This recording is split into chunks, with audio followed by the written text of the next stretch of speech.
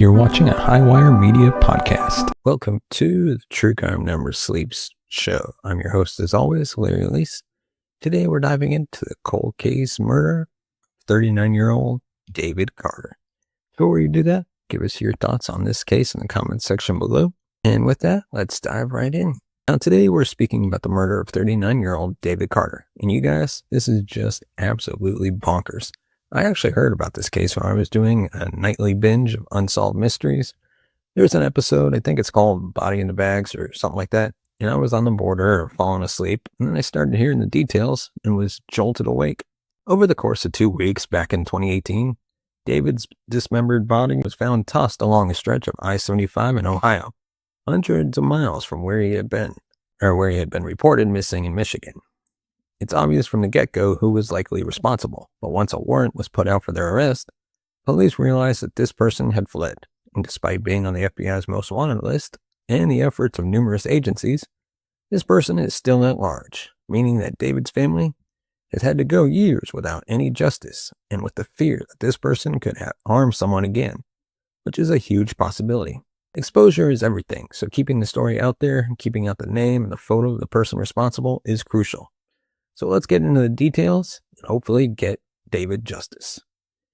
David Carter was living in Melvindale, Michigan, where it seems he had spent most of his life. He attended River Rouge High School and in 1999 started a relationship with a woman named Samia.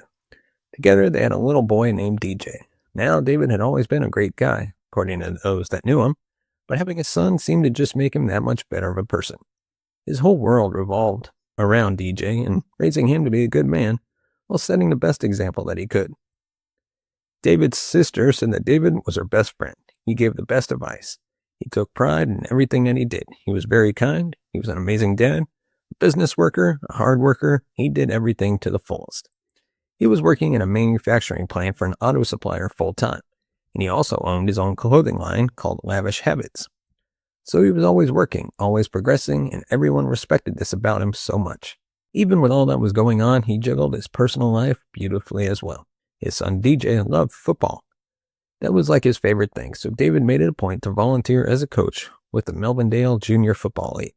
He attended all of his son's games. He was active in every aspect of his life. They really did have a close relationship. He also would frequently stop at his parents' house to lend a hand with whatever they needed. He was really close to his family. David seemed to not take a single second for granted. David and Samia continued the relationship on and off until around 2014, when they decided to go their separate ways. But they maintained a good relationship and had shared custody to ensure the best possible life for DJ. After almost 15 years of having a consistent partner, those that knew David said that after he and Samia split, he continued on. He wanted a woman in his life. He had been interested in a few different women, but nothing ever seemed too serious because he still has a son and was focused on his career. In March of 2018, he started dating a woman named Tammy Williams, who went by Tammy. Now, David and Tammy had actually gone to high school together, so they had already known each other and reconnected at a friend's birthday party. Close friends of David, who had also gone to the same high school, it seems that everyone stayed pretty close in this community. They all remembered Tammy as well. She was described as being very bubbly and outgoing in high school. She seemed like a good person, just your average person. But it was a bit of a shock when she and David became an item. I guess it just really wasn't a match that anyone had considered. But Tammy did seem to have a good head on her shoulders. She had a good career. She had twins, a girl and a boy, who were 18 years old at the time. So it wasn't too far off from DJ. She was working as a phlebotomist at Detroit Medical Center, and she also was working as a travel agent. According to family, David seemed really happy in his relationship with Tammy initially, but this was short-lived. Tammy almost immediately posted up in David's apartment and rarely ever left. It almost got to the point that it was a joke. That whenever you saw David, Tammy was not far behind, like she was always around the corner. But within just a few short months, those closest to David could tell that he was getting really tired of her shenanigans. Tammy was becoming very possessive and jealous over every tiny little thing. David's dad said that he remembered when they would have family gatherings. David would, his usual self, be bouncing around from person to person, having conversations, having a good time. He was very social and close to his family. But Tammy would just be staring him down from afar. She herself wasn't ever socializing. She was just more irritated that David was showing attention to anyone but her, It was just really, really weird. And just weeks prior to his death, it got even worse. David and his female cousin decided to go out to see a movie together. She offered to pick him up, drive him there, and afterwards, when she dropped David back off at his apartment, all 4 of his tires had been slashed. While I don't think it was ever formally confirmed, everyone knew who the likely culprit was, including David. By September 2018, 6 months into the relationship, everyone believed that David was about to kick Tammy to the curb. He was really tired of it. He was not about this kind of clingy relationship. He enjoyed his independence. It was just very overwhelming for him. David and his whole family went to DJ's high school football game. It was something they all loved to do together. DJ's mom, Samia, was always there. They always had a great time. In this particular game, David had arrived with Tammy. But when David's family arrived, they noticed that Tammy and David were not sitting together. David didn't seem upset or anything. It was quite the opposite. He was laughing, throwing popcorn, cheering on his son and his team. Eventually, a few people asked David, "What's going on with her? Is everything okay?" David seemed to brush it off, saying that she was going to be fine and continued to enjoy the game. But DJ's mom, Samia, said that there was one point where she looked up at Tammy just to check on her, and Tammy was burning holes into her, staring. Samia said it felt like she had seen the devil when she looked at Tammy. Tammy was clearly not okay. She seemed enraged, maybe enraged over an argument that she had with David, or maybe she was just enraged that he was surrounded by people, having a good time. Either way, something was not right, but everyone just kind of brushed it off. David's a grown man. He can manage himself. Tammy can manage herself, and so everyone went on as usual. But after the game, something happened, and it changed everyone's lives. Around 10:30 p.m. on September 29th, that night, David reached out to his sister. She said that he seemed in good spirits, and it also seemed like he was alone. Based on the fact that Tammy rarely ever left his side, it was suspected that maybe he had finally ended things with her. Or at the very least, they just weren't on speaking terms after whatever happened at the game. In the call, David asked his sister to edit a video from the game so he could post it online. He also mentioned that he had to head into work early that following day at 5 a.m.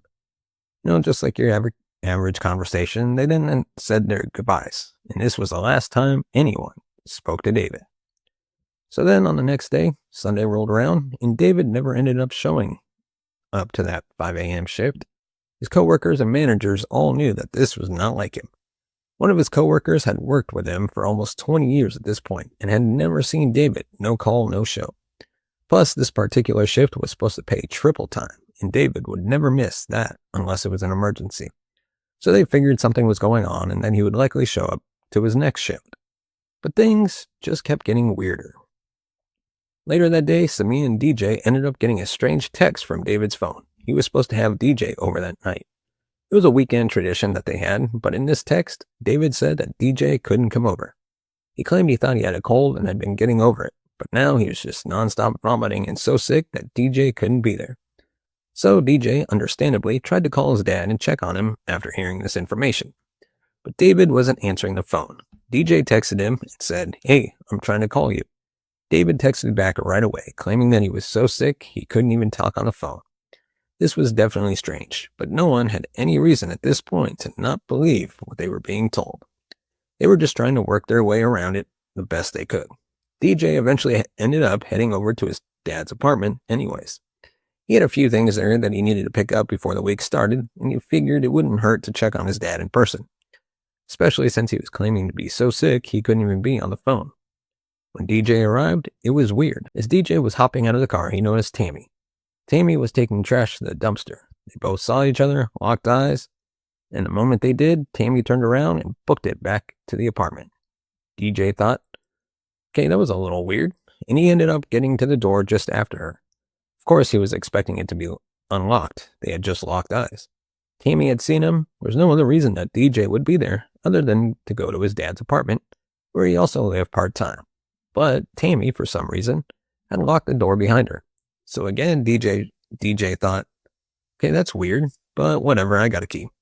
He just unlocked it and went inside anyway. Tammy was right there waiting for him, and she asked, "What are you doing? Why are you here?" DJ tried not to think much of it and said, "Just need to grab a few things. Have you seen my charger?" Just these little things he needed to pick up. But he quickly noticed that the door to his dad's bedroom was closed. That was very unlike him. As soon as he noticed that the bedroom door was closed, he looked over and saw Tammy quickly shutting the bathroom door as well, like she had something to hide. So at this point, DJ asked, "Where's my dad? I'd like to talk to him. He said he was really sick. I need to check on him."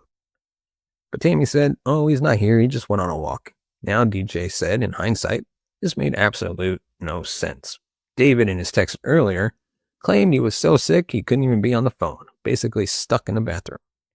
So it wasn't at all likely that he'd be like, "You know what? I'm going to take a walk."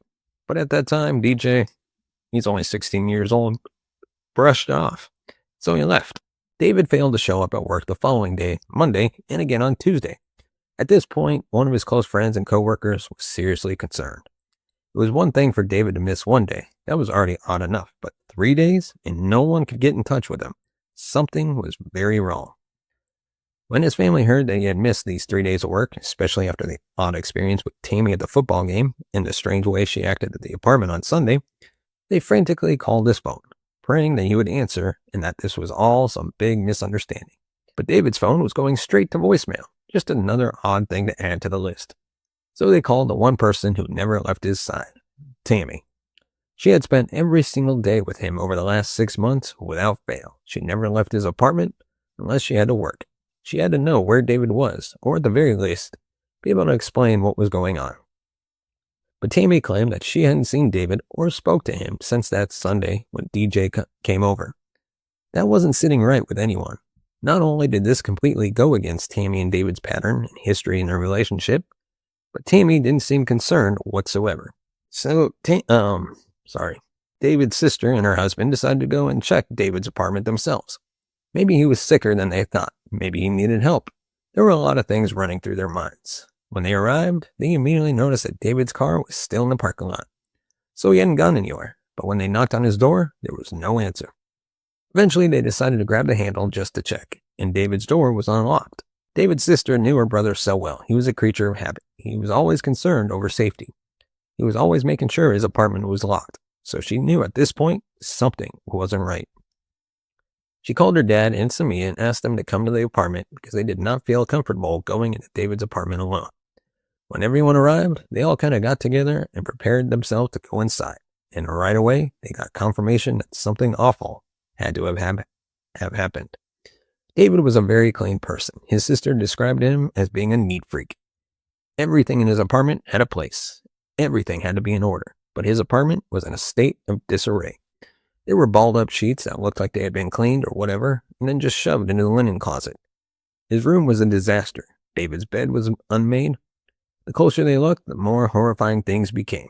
They went to pull back the comforter on David's bed and revealed blood on the mattress. It also appeared that the bed had been moved. When furniture sits on the carpet for a while, it leaves little indents. The bed was off by a few inches. When they looked under the bed, it was obvious why it had been moved. There was a huge blood stain underneath the bed on the carpet. They continued to look around the room and noticed what appeared to be a bullet hole in the top corner of the mattress, and then another one in the corner of the closet. It seemed like somebody had been shot in this room, and that someone was very likely David, considering nobody could find him. Right away, his family called Melvindale police to report him as missing. Initially, he was only considered a missing person. The entire apartment complex ended up being cordoned off. Police were going through everything they could. They were in the dumpsters, speaking to people around the apartment complex, and examining David's apartment, hoping to find clues, because obviously what they had already found was not suggesting anything good. The evidence was suggesting that someone had been seriously harmed. Police also started to reach out to local morgues and hospitals, pretty much anywhere someone with a bullet wound might end up. But there was still no sign of David. Later that day, his family decided to reach out to Tammy again. They knew she had to know something more than she was letting on. Police were crawling all over his apartment. It was a whole scene. His family was devastated and frantic. But clingy Tammy was nowhere to be found. It turned out she had gone to work, as if absolutely nothing had happened. Despite being told again and more formally now that David was a missing person, despite being told what was found in David's apartment, she was still unconcerned. While David's family was just beginning to process the horrifying signs in his apartment, a very scary reality was already unfolding behind the scenes. 2 days prior, on October 1st, the day before David was officially reported missing, Road crews working along I-75 just outside of Findlay, Ohio, hundreds of miles from David's apartment. One of the crew members suddenly noticed a sleeping bag in the tree line just off the interstate. When they approached the bag, it seemed obvious that something was inside. The crew got a bad feeling and called in the Department of Transportation to have someone higher up come out and check it out. When the DOT arrived, they initially believed it was likely someone's deceased pet, maybe a dog, based on the size and weight of whatever was inside. Then the terrifying possibility crept into that mind that maybe it was a child. So they stopped what they were doing and called in State Patrol to open the bag themselves. It was neither of those original theories. Inside the sleeping bag was the lower portion of a human body. The partial remains were sent off to a medical examiner who confirmed that this was an adult male who had been severed at the belly button, but there were no other remains found in the surrounding area. Where was the rest of the body? The examiner determined the person had not been deceased for very long. There was also a very distinct tattoo on their left leg, a pit bull. Investigators hoped this detail might help identify the person while they tried to figure out how and why someone had ended up dismembered on the side of a highway. Authorities in Ohio started reaching out to surrounding agencies to check for recent missing persons. At first, they weren't having much luck until the next day when David Carter was finally reported missing, hundreds of miles away in Michigan. The physical description of David potentially matched the remains found in the sleeping bag, but they needed to be sure. So, on Wednesday, October 3rd, Melvindale police reached out to David's father. They wanted to know if David had any tattoos. The moment he began to describe the pit bull tattoo on David's leg, they knew. A DNA test was ordered to confirm, and sure enough, the remains belonged to David Carter. His family was devastated. What a horrific thing to happen to someone they loved so dearly. And they were terrified they'd never locate all of David's remains to lay him to rest properly. I can't imagine the different things going through their minds. Honestly, this is like a nightmare come to life. Everyone seemed to have an idea of who maybe had been behind all of this, even the police. Because by Friday, October 5th, Tammy Williams was arrested as the prime suspect in David's murder.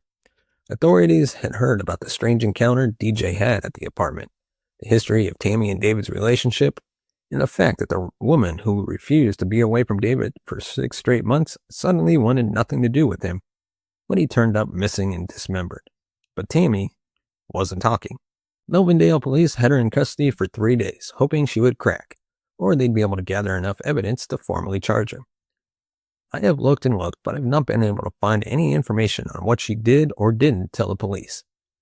But I do know that when their legal window was up on October 8th, they didn't have enough evidence, so they had no choice but to release her. This was a huge crushing blow to the investigation. That night, David's family held a vigil for him at McGee's Park to remember all of the good that he did for others, the great example he had been for his son, and how much he was going to be missed. He had been senselessly stolen from everyone who loved him. Meanwhile, Tammy failed to acknowledge her missing and now confirmed murdered boyfriend at all. She went on with life as normal. On October 10th, just days after the vigil, another startling discovery was made. More remains were found along I-75. This time it was a black duffel bag. Inside the duffel bag was a human head wrapped in grocery bags. The remains were sent to the same medical examiner, who quickly determined that this, too, was David. Based on the gunshot wound just below his left ear, it was confirmed that he had been shot and killed at very close range. Then on Thursday, October 16th, the rest of his remains were finally found, also tossed along I-75. A floral suitcase had been discarded on the side of the highway, and inside was David's upper torso, his arms, hands, and fingers, all wrapped up in a comforter. At this point, investigators had a very clear picture of what had likely happened. There were no signs at all on David's body that he had put up a fight. No scratches, no bruises, nothing. So they believed that he had likely been shot in his sleep.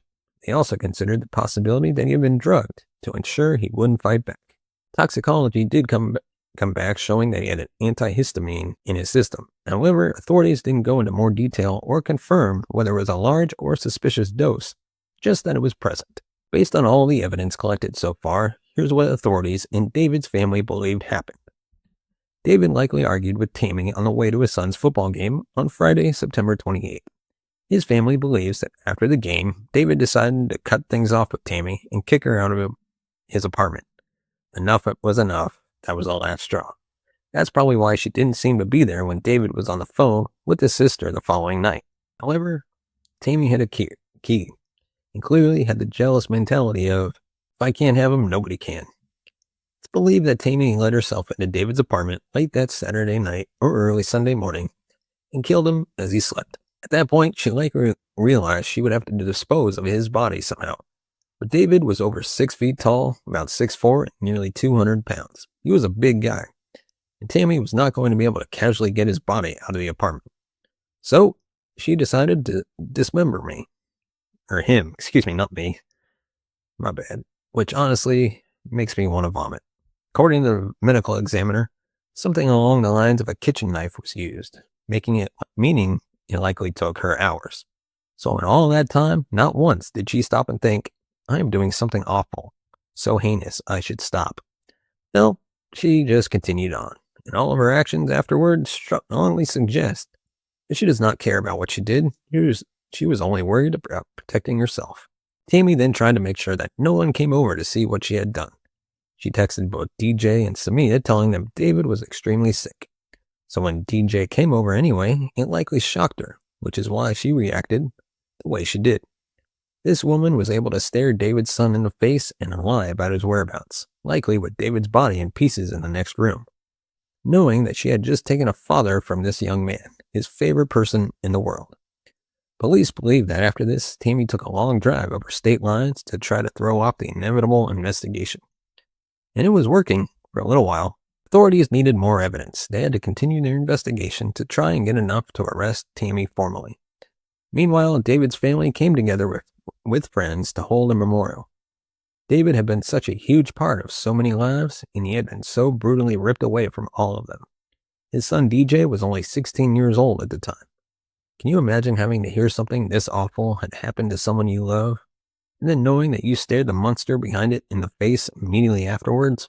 DJ later stated that he wished he had gone into his dad's room that day. He said he felt like something was off but couldn't put his finger on it. He wishes he would have pushed a little bit further, but at the same time, he knows that had he done that, he likely could have become a victim too. And honestly, I agree. It's clear that Tammy was willing to go to whatever length she needed in order to cover up what she did. It wasn't until December 20th, 2018, nearly 3 months later, that police finally had enough evidence to issue a formal arrest warrant for Tammy. She was charged with first-degree murder, dismembering a body, tampering with evidence, but when authorities went to serve the warrant, Tammy was nowhere to be found. And this sparked a massive manhunt, one that is still ongoing to this day. Nobody knows where she is. Well, I take that back. There are probably multiple people who know, but they just don't have any moral compass or conscience. Take a good look at this woman, Tammy Williams.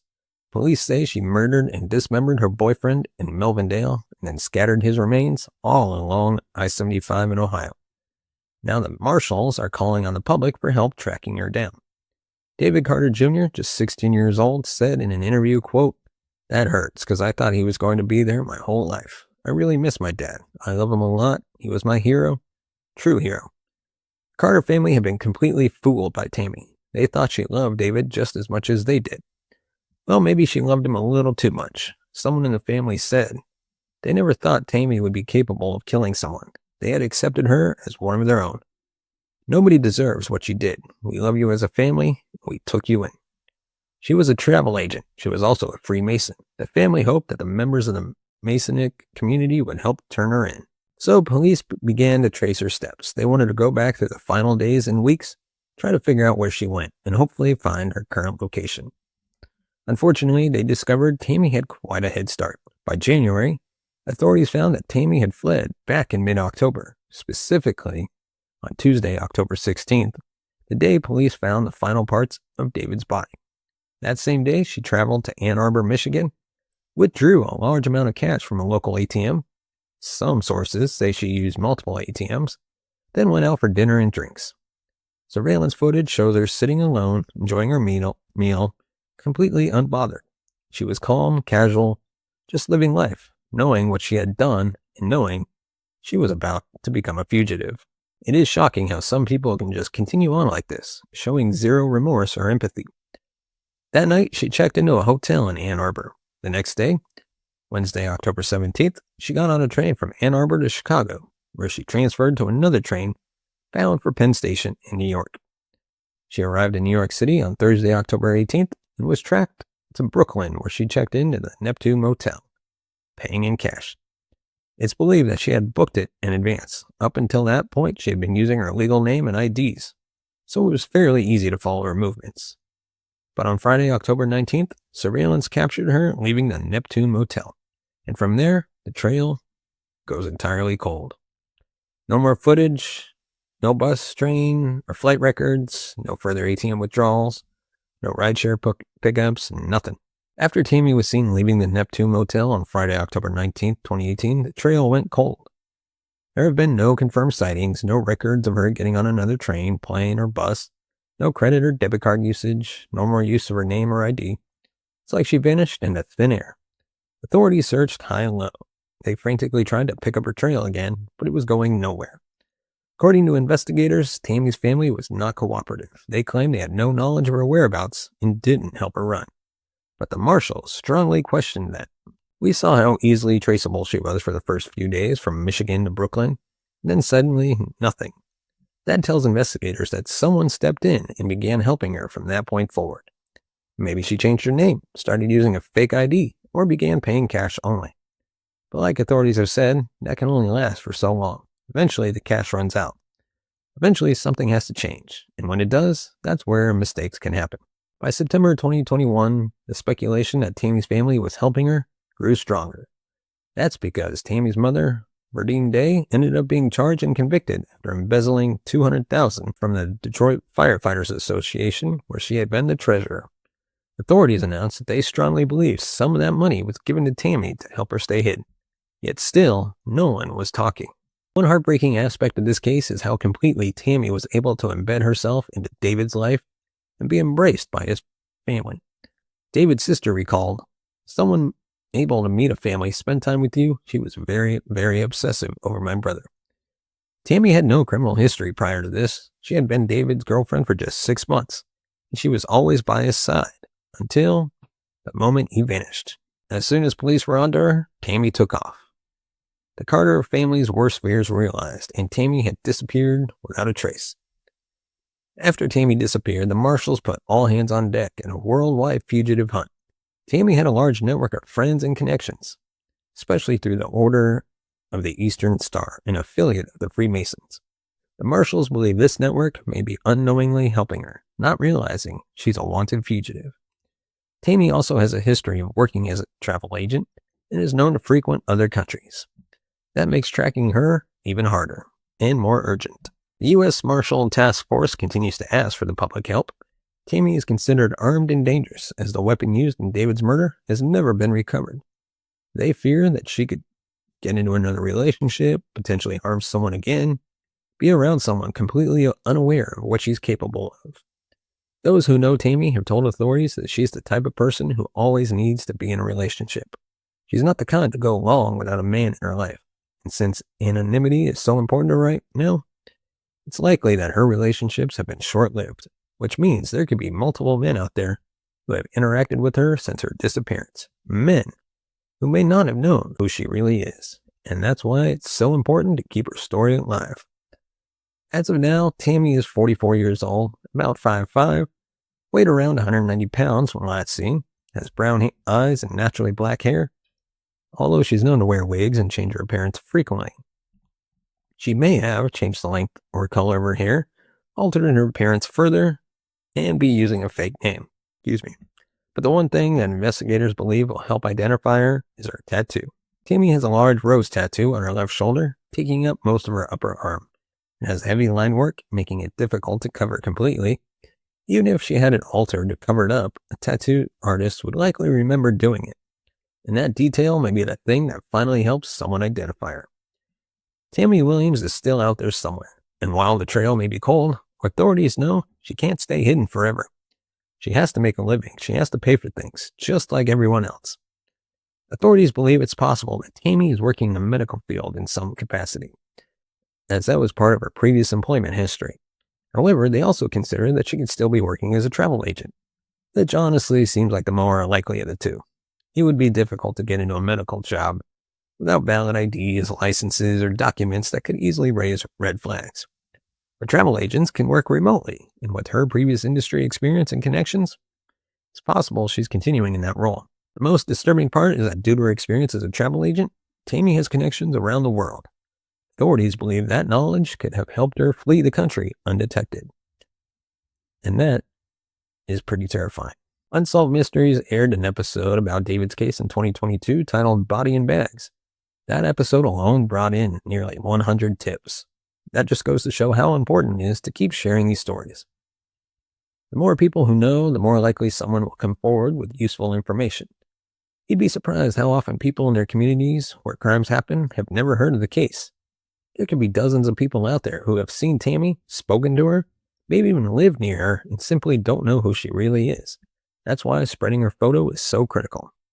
Someone somewhere has seen Tammy. She has had to go into a gas station, restaurant, grocery store, doctor's office, urgent care, even a job interview.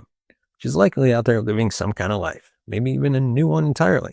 While authorities have not confirmed this publicly, Unsolved Mysteries reported that the tips they received seemed to indicate Tammy was still in the United States. However, none of those tips have been successfully narrowed down to a specific location.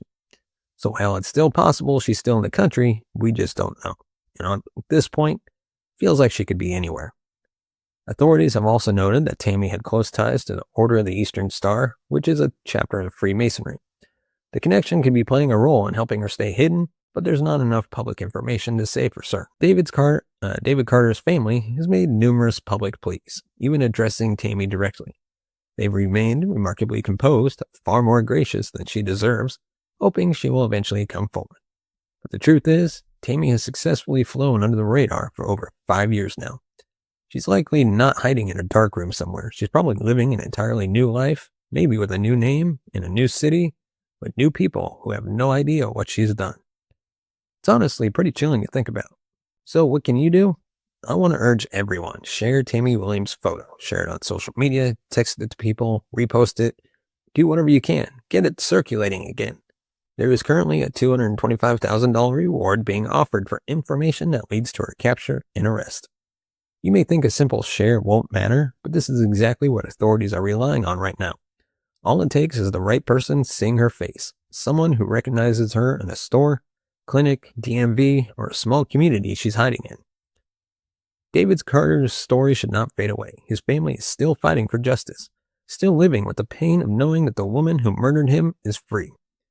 Tammy Williams is still on the FBI's most wanted list. She is believed to be armed and dangerous. The public is being asked not to approach her, but to contact authorities immediately if she is seen. On that note, I'm going to go ahead and close this out. I want to thank you so much for taking the time on your day to listen and watch David's story. If you haven't already, go ahead and hit the subscribe button down below. Give us your thoughts on this case in the comments section below. Give us a thumbs up if you like our videos. And subscribe to the channel. Of course, you can find us on all major podcast platforms, whether it's Amazon, Good Pods, Spotify, iTunes, wherever you get your podcast from. And with that, thank you so much for watching and listening. We'll see you next time.